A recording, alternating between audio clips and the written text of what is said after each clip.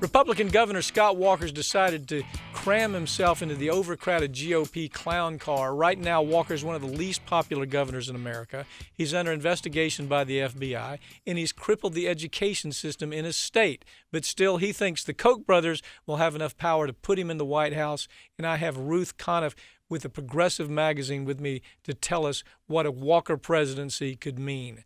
Ruth, I really do mean it when I say I'm sorry that part of what you have to do every day is follow Scott Walker's amazingly absurd political life. But I'm glad you do it so I don't have to.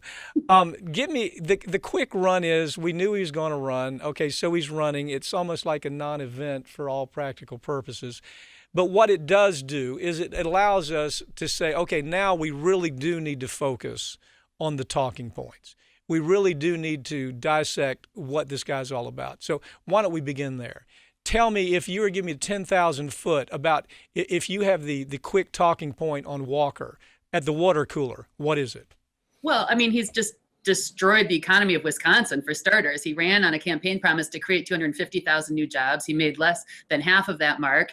He gave away money to his economic development agency, which he created and made himself the head of, gave away money to campaign contributors. There were no benchmarks to actually create jobs in exchange for this tax giveaway. In fact, some of the companies outsourced jobs. His whole trickle-down program in Wisconsin has been a disaster. He's imposed austerity on a state that has had a top-tier K-12 public school system, absorbed $1 billion in cuts. Those cuts are even worse in the current budget, which he signed on Sunday. He has taken an axe to the great research institution, the University of Wisconsin, much to the shock and dismay of Badger fans.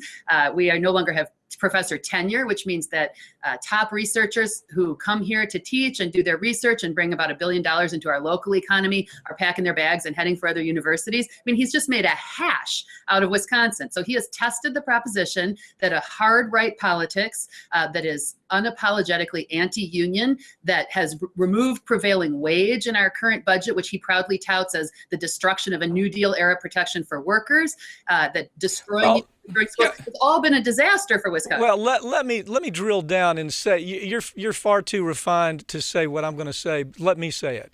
Okay. He is a character that you would describe as a world-class liar. Yes, and that has been part of his success. Let me say that for you. If I look at his career and I've followed it, he is a very capable liar. And I don't know why people seem to miss that. Day one, he's telling women that he's fine with the concept of doctors and women making their own choice about abortion. And then the next thing you know, he's coming forward with the most draconian abortion laws ever.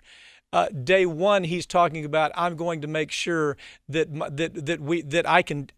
we don't have a deficit. I mean, everything I do is going to be geared towards avoiding a deficit and putting us in good shape. And then we find he's got a $2.2 billion deficit because he gave tax breaks to the rich and he created an austerity program for the working people. Now, let me land this by asking you this. Who is it in Wisconsin that's voting for the guy? Is it the farmers? Is it the urban centers? What is it that's happening that they can't get rid of this guy? Okay, well, here's the news, Pat. Waukesha, where Walker made his announcement and where he also signed the state budget, is the most right-wing, whitest, and second richest county in the state of Wisconsin. And that is Walker's base. His rise is driven by right-wing talk radio guys around the outskirts of Milwaukee who have an explicitly racist, very hardcore anti-abortion, very brutal right-wing politics. They have taken over the state Republican Party in Wisconsin, and they have driven Walker to the top. And what I think is undercovered about Walker's announcement speech is how hard it pushed on those race buttons. Because if you live in Madison, Wisconsin, which is the Berkeley of Wisconsin, you might miss the explicitly racist politics that drive Walker. But if you live in Milwaukee, you hear what he touted in his speech. He said he's been such a success with his reforms. And a lot of people get asked, how could this be a success? It's been an economic disaster. Here's how it's a success. He listed them: voter ID, drug testing people to get food stamps and unemployment insurance, all policies that fall heavily on Black people.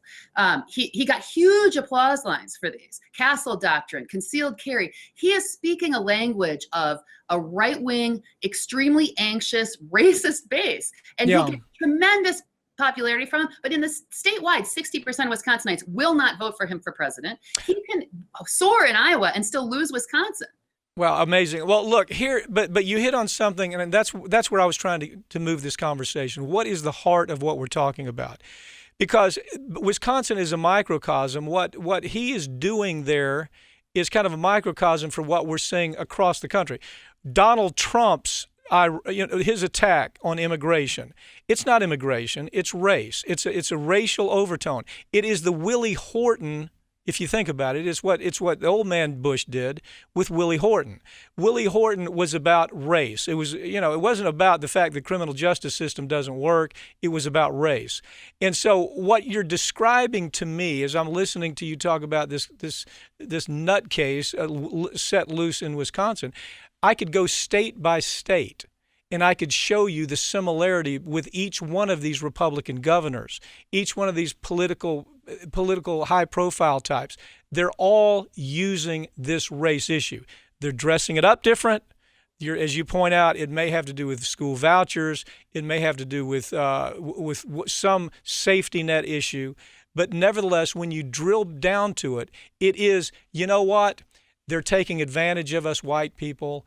We can't trust them. They're criminals. They're spending our money. They're spending your tax money. They're having babies unnecessarily. All of these things we're hearing state by state. Yeah. And so this is not a coincidence. And that's why I just wanted to really drill down on what's happening in Wisconsin. And it's very interesting that you land there. Yeah.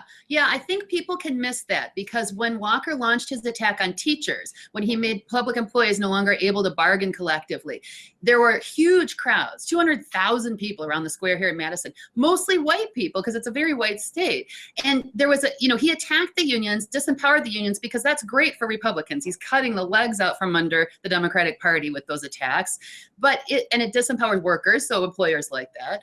But it was not so clear how racially driven these dog whistle politics are. There was a couple of years ago, a cover story in the New Republic that talked about the racist base outside of Milwaukee that had driven Walker's rise. And it was really a revelation to people, I think, in other parts of the state to see that was really a huge part of the message. And then he's divided the state, what he calls divide and conquer strategy, so that people who support unions have, bus drivers and school teachers and snowplow drivers in their families and don't like that attack are bitterly divided against the disempowered private sector workforce who buy into this very toxic message, which is fundamentally what Walker says to strapped, anxious middle-class people. You don't have health care. You don't have retirement insurance. Those union people shouldn't have it either. And so he doesn't promise to make life better for anybody. He promises to take away benefits from people's neighbors. And it's been a successful strategy. Yeah, so let me take you down with me in the race to the bottom is basically what you're saying. That's exactly it. Okay, another remarkable point is that the guy's not in jail.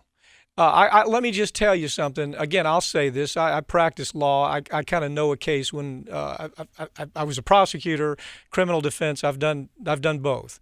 And you see elements of a case and you go, there's a problem here. And the first time I heard the case, where he's already had his, 6 members of his his associates go to jail. The first time I started hearing their stories, I remember going on MSNBC and making a prediction, and that is that Scott Walker would end up in prison over this. Now, it's not out there yet. The dots haven't been connected. I still believe it's a matter of time. But how has he gotten away with so much for so long? He has managed to keep himself just shy of being personally implicated, although the prosecutor in that secret John Doe investigation that you mentioned, who is a rock rib Republican, by the way, although he's been smeared as a partisan hack, said that Walker is at the center of this criminal conspiracy. And the conspiracy is really to turn the Milwaukee County Executive's office into a campaign operation. So instead of serving constituents, to campaign and in some cases really do some pretty flagrant fraud, like stealing money from the widows and orphans of Iraq war veterans, which one of his top aides is in prison for, but really to conduct a campaign operation instead of running the county. And that's really what Walker has done. He moved political hacks into positions that had been lifetime service positions, serving the mentally ill, serving low-income residents of Milwaukee. And not only did they not do their jobs, not only did they do political work on public time, which is illegal in Wisconsin, but the emails that were released showed what contempt they had for their constituents. And this is key to Walker and how he operates. They made racist jokes about the people in Milwaukee they were supposed to serve. They mocked a mentally ill woman who died on their watch in the county mental health hospital.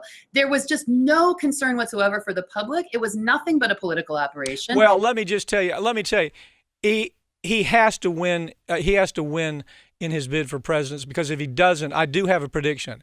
It's not that he will be directly pulled into it. It is that somewhere along the line, a representation that he's made perjury of some sort will make it much more difficult for him to withstand this. It's just my prediction. But he's kind of in this fight for his life in some regards. He kind of has to win, because in America you can become president and you really don't worry about too much of this. But if he doesn't make it, then he's back to the States and people are taking a closer look at this. Ruth, thank you for joining me, okay? Great to be with you, Pep, always.